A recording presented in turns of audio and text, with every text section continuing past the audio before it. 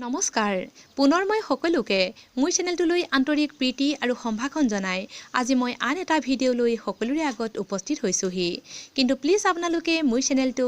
like comment share and subscribe কৰিব আজি আছে দশম শ্ৰেণীৰ শ্ৰীধৰ কন্দলীদেৱে ৰচনা কৰা কানাই চাতুৰী নামৰ কবিতাটিৰ ৮ নম্বৰ প্ৰশ্নৰ উত্তৰটো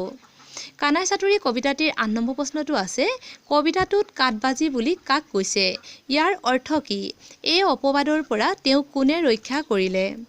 উত্তৰ কবিতাটোত কাঠবাজি বুলি ভগৱান শ্ৰীকৃষ্ণৰ মাক যশোদাক কৈছে ইয়াৰ অৰ্থ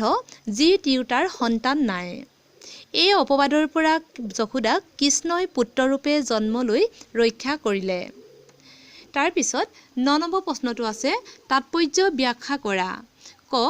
কাঠবাজি বুলি জগতে হাসয় দেখিলে হুমৰু হৰি মই আখিটোৰ ঘৰে পুত্ৰ ভৈলো হিতু দুখ দূৰ কৰি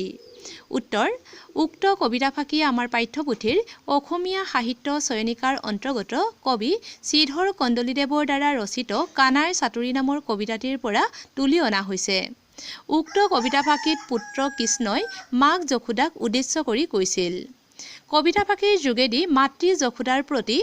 পুত্ৰ কৃষ্ণৰ ক্ষোভ আৰু অভিমান প্ৰকাশ পাইছে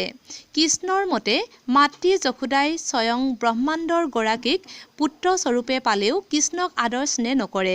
অৰ্থাৎ সন্তান নোহোৱা বাবে যশোদাক সকলোৱে কাঠবাজি বুলি উপহাস কৰোঁতে ভগৱান শ্ৰীকৃষ্ণক প্ৰাৰ্থনা কৰা যশোদাৰ পুত্ৰৰূপে জন্ম লৈ যশোদাক অপবাদ বা অপযশৰ পৰা মুক্ত কৰিলে আৰু যশোদাৰ মনৰ পৰা সন্তানহীনতাৰ দুখ দূৰ কৰিলে তথাপি কৃষ্ণৰ ওচৰত যশোদা কৃতজ্ঞ হোৱাটো দূৰৰ কথা পুত্ৰৰ বাবে থাকিবলগীয়া সামান্য আদৰ যত্নৰো নাই